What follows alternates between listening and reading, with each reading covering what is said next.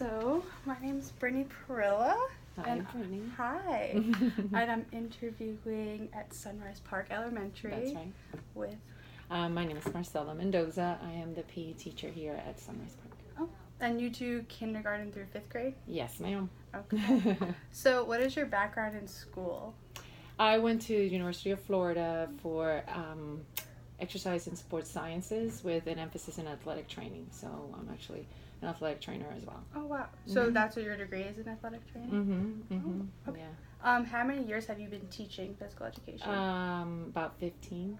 Wow. How many schools have you taught in? 3 actually. When I first got out of high school, when I first got out of college, I was the trainer and the PE teacher in Miami because I'm from Miami.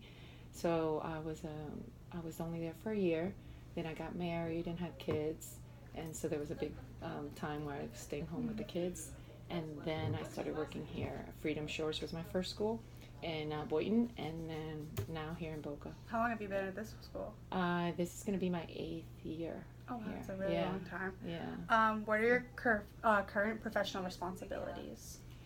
Well, I'm in charge of all exercise and wellness activities. I have the wellness. I do all of the wellness and the safety for the school, and I'm just in charge to make sure that kids are getting all their physical activity and learning their benchmarks and all that good stuff.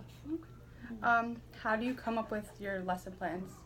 Well, there's Blender has a lot of stuff that the PE department puts out for us to use, but a lot of the things that I use too is we have workshops that we go to for PE, and a lot of people bring in new stuff, and that's when they use the things that have worked, because sometimes on paper it looks really good. I'm like, oh, this is going to be awesome. And you get to class and you're like, okay, this is not how I ran it in my mind. This was not going to look good, you know. So we do through Blender sometimes. Twitter is a great source of good stuff too. And then we have our PE Central, which is another one that as well.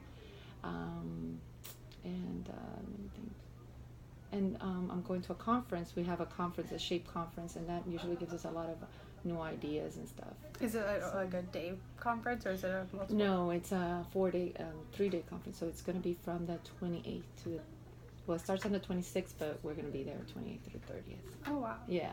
That's so really good. cool, and at least you can help Yeah. learn. And yeah, so it's great because you get to be with your colleagues, and then they have best practices as well. So what has worked for them as far as, behavior, or as far as, any of teaching certain specific things that it might be a little hard for young kids or big kids, and they give you ideas of what has worked in their classroom. So well, that's good. Yeah. Are you part of any professional organizations? Yes, the SHAPE, Okay. and FAFERD, which was FAFERD before, but now is SHAPE. Okay. So yeah. Has anyone influenced you to become a physical education teacher? Yes, my PE teacher, which was also my coach in high school, she was a great mentor for me. She didn't want me to be a PE teacher. Really? She's like, "What are you doing? You need to be a doctor. I need you to be my doctor." And so when I went to school, I did athletic training, and then because my kids and I wanted to be around them, because when you do athletic training, all of the stuff is after school. For high school, you have to be there like at 1:00, and sometimes during basketball season and soccer season, you're there till like 10:00 at night. So it was really hard. So I wanted to stay in the same environment, and I said, well, I love my PE teacher, and I feel like that's something that I want to do. I'm passionate about teaching kids how to stay healthy throughout their lives. So I picked it. Well, I'm sure it helped a lot also with like your own kids. So you got to have time off with them since you're in the same schooling and right. all Exactly. That So I got really to go to their a better football games. choice. And, Yeah. So. What do you have a favorite lesson to teach? A favorite lesson? I don't know if I have a favorite lesson. I don't think so. I think it depends, like on the year. Any lesson like around winter time is good because the weather's better. Yeah. But not a particular lesson that. Do students seem to like a particular lesson more? They always want to do a certain type of thing. They always want to do like competitions. You know, they always want to compete in something. They love doing the PACER test, which is what we're doing right now, and they just absolutely love it and hate it at the same time. It's I kind of think like I've taken it. Is that with the beeping? Yes, back and forth? yes. Oh, yeah. It's like a weird. You always want to win, but at the same time you don't want to win. Exactly. So. You know, so and so they seem to like that a lot. How much longer are you guys? Oh, you're videotaping. Sorry. Like That's 3 okay. minutes. 3 minutes. Okay, 3 minutes. We're done. What grade is the easiest to teach, and what is the hardest to teach? Kindergarten is the hardest to teach from like 3 months into the year. So from August to like December, it's tough because first of all, I only see them once every 6 days.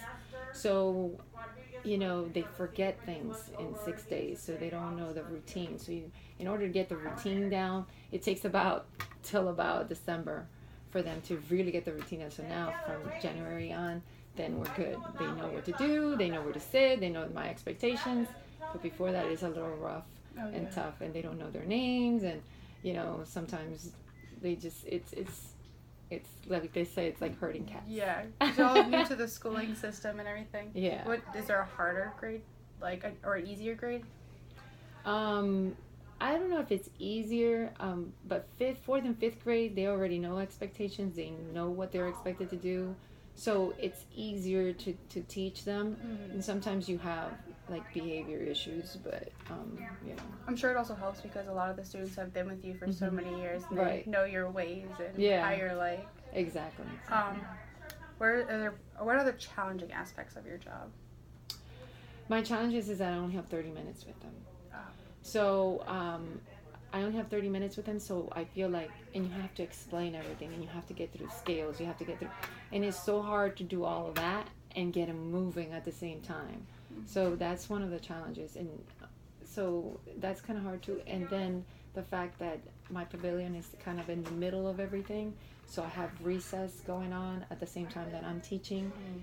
So it's hard to keep the kids focused and let them hear what I'm saying because there's so much noise going on at the same time.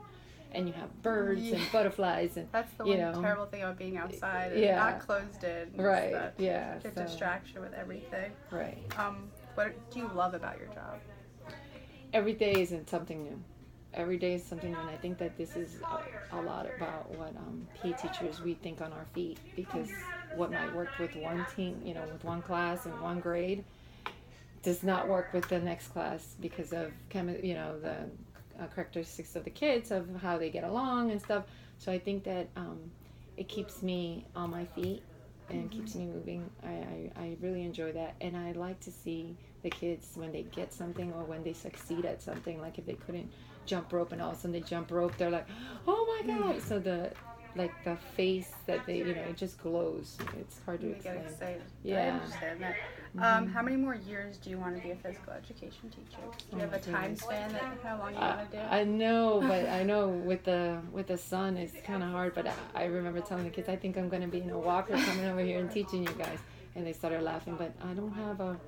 You just want to keep doing it until you can keep. Yeah, I wish. And I know probably everybody does, but the pay, I wish our pay would increase, and I think that that's a lot to do with, you know, teachers leave the profession because our pay is not as what we wanted to do.